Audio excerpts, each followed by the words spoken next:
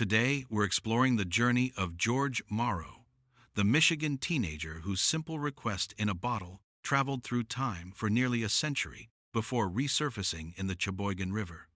His story captured the world's attention in 2021, bridging the gap between a 1920s youth and his service as a World War II veteran. So, where is George Morrow now? Let's find out. George Morrow was just 18 years old in November 1926 when he scrawled a note asking the finder to return it to him in Cheboygan, Michigan. After tossing the green bottle into the water, he went on to live a full and courageous life, eventually serving his country as an ordnance officer during World War II.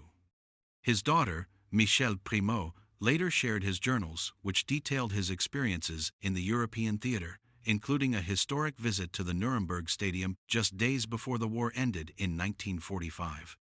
For 95 years, his message remained hidden beneath the river's surface, until it was discovered by scuba diving instructor Jennifer Dowker while she was cleaning the windows of her glass-bottom boat.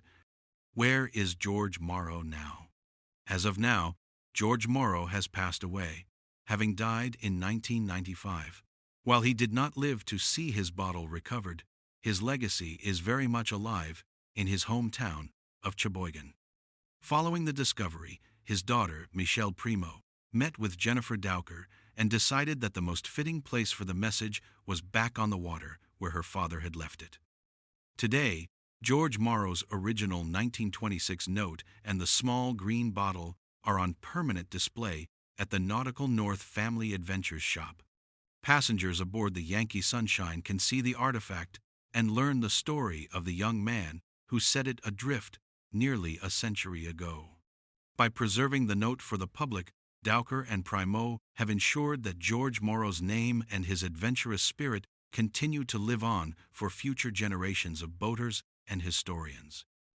George Morrow has transitioned from a local mystery into a symbol of enduring connection and history.